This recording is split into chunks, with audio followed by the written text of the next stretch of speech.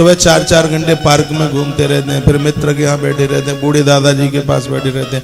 हर चीज के लिए आपके पास टाइम होता है, लेकिन आपके पास नहाने के लिए टाइम नहीं होता। मैं कुछ मरीजों को देखने को जाता हूँ, कोई बीमार हो जाए तो अस्पताल में जाता हूँ देखने को। सबसे पहले मैं बेड पर ये निगाह डालता हूँ कि बाबा जी कितने भर्ती हैं अस्पताल में, ये मैं जरूर निगाह डालता हूँ। तो मैं देखता हूँ महात्मा मुझे कोई दिखता ही नहीं, वहाँ बीमार कोई साधु कोई होता ही नहीं है, क्योंकि उनका एक टाइमिंग्स फिक्स है। उनका नहाने का, जागने का, खाने पीने का एक टाइम है, उनका एक समय। लोग भंडारों में जाते हैं, एक पंगत में पेट नहीं भरता तो दूसरे में बैठ जाते हैं। अरे भैया माल दूसरे का हो सकता है, लेकिन पेट तो दूसरे का नहीं है। देख कूचम कूचा, देख कूचम कूचा, खट्टी डकारें आ रही हैं। बिल्कुल पेट नाक तक भरा है तो भी गुलाब जामुन दे करके और मुंह में पानी आ गया है और चटका दिए दो। डायबिटीज एक मुसक्का भर करके टैबलेट भी खा रहे हैं और मीठा भी खा रहे हैं, और फिर कहते हैं डायबिटीज हो रही है। फिर ये भी कह रहे हैं कि डायबिटीज भी हो रही है। जीभ इतनी लोलुप है कि जीभ तो कंट्रोल में है नहीं। कथा कहती है अपनी 3 बातों के ऊपर बहुत ध्यान रखिए, जागने का समय, सोने का समय और खाने का समय। इसको मजबूत कीजिए, परिपक्व कीजिए। भरतपुर के लोगों, मेरे ही निवेदन पर कल से ही सूर्य की किरणें निकले उससे पहले आप स्नान शुरू करना शुरू कर दिए। आपकी दवाई न छूट जाए तो मैं चैलेंज के साथ ये बात कह रहा हूँ। आप स्वस्थ हो जाएंगे, आप निरोगी हो जाएंगे। रात्रि को गर्म पानी पी करके सोइए, आप स्वस्थ हो जाएंगे, पेट खाली हो जाएगा।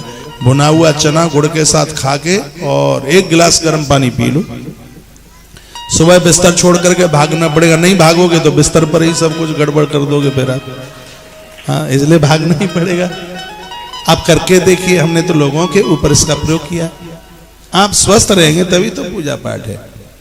और कल जब पूजा में आप बैठे, जब कल आप पूजा में बैठे, घंटे भर बैठोगे, कितनी देर बैठोगे, इसी ग्रंथ में लिखा हुआ है।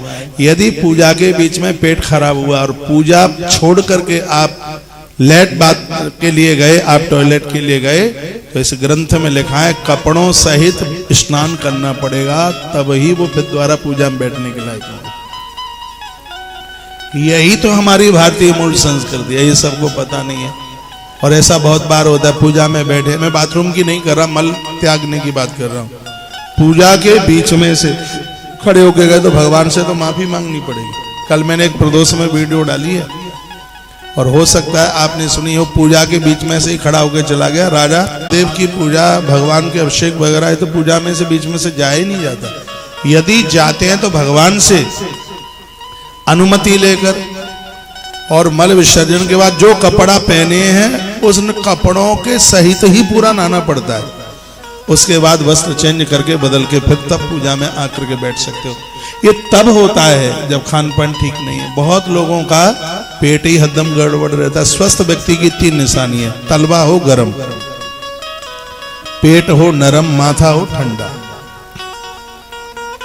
ये उसकी स्वस्थता का प्रतीक है। 2 चीजें पेट से पैदा होती हैं, एक है बीमारी और एक है बेईमानी। ये दोनों पेट से पैदा होती है। बीमारी भी पेट से और बेईमानी भी पेट से।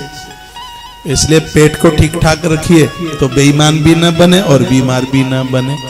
पेट को ठीक रखिए, और पेट ठीक तब रहेगा जब आप ठीक से खाएंगे, समय से खाएंगे, स्नान का ध्यान रखेंगे। महास्नानम पापम प्रणश्यति, जो स्नान आप करते हैं इससे अपराध समाप्त होते हैं, इससे पाप नष्ट होते हैं। हमारी भारतीय सनातन संस्कृति में स्नान की बड़ी महिमा। मुझे पता है कि कल आप शाम को पूजा में बैठेंगे, बच्चों से लेकर के बूढ़ों तक सब स्नान कीजिए। सुबह सब स्नान कर लेते हैं। आप गृहस्थी लोग हैं, आपकी आदत में ही नहीं है, और हम लोग बिना नहाए बैठते नहीं।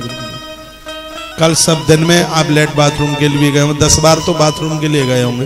वो बाथरूम करते हुए 1000 छींटे तुम्हारे कपड़ों के ऊपर पड़े बाथरूम में। बहुतों को तो इतनी बुरी आदत है, खड़े खड़े दीवार के सहारे बाथरूम करते हैं, तो छींटे पड़ेंगे कपड़ों के ऊपर। इसमें शुद्धता की बहुत ज्यादा जरूरत है, इसमें स्वच्छता की जरूरत है। हल्दी लगाने से पूजा हो जाए, सिर्फ दिया बाती करने से पूजा नहीं, इसमें स्वच्छता की जरूरत है, इसमें पवित्रता की जरूरत है। दिन भर जो कपड़े पहन करके रहे हो वो रात को पूजा में मत पहनिए, उन्हें कपड़ा चेंज कीजिए, कुर्ता पजामा पहनिए। वो आनंद हो जाए कल आप धोती कुर्ता पहन लें, तो नहीं हो तो बाजार से ले आना। इतनी चीजें लेकर के आते हो, मोटरसाइकिल ला रहे हो, गाड़ी लेके आ रहे हो, तो एक धोती भी ले आओ।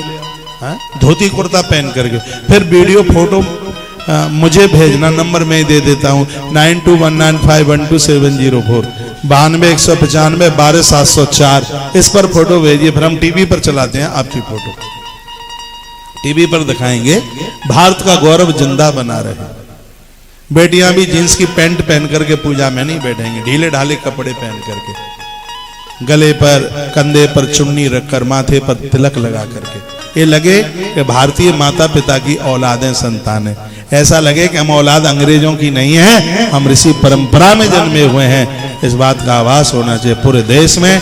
कल खुशी और प्रसन्नता के साथ में कल की दिवाली मने। आप अपने दिवाली के इस पूजा में पांचों देवताओं को रखना, लक्ष्मी नारायण को रखना। मैं आज दौसा में बोल रहा था, किसी ने मुझे पूछा कि महाराज जी लक्ष्मी मैया कौन सी लेके आ, मैं खड़ी वाली के बैठी वाली? तो पहले तो मैं समझ ही नहीं पाया, तो मैंने उनको ये अर्थ पूछा कि आप पूछना क्या चाह रहे हैं। कहा किसी ने कहा कि खड़ी वाली लेके आओगे तो वो बैठेगी नहीं, वो चली जाएगी, रुकेगी नहीं, और बैठे वाली लेकर के आओगे तो हमेशा के लिए बैठी रह जाएगी। मैंने कहा तो लक्ष्मी मैया विकलांग है क्या, है कि बैठ गई है कि उससे खड़ा होते नहीं बनेगा?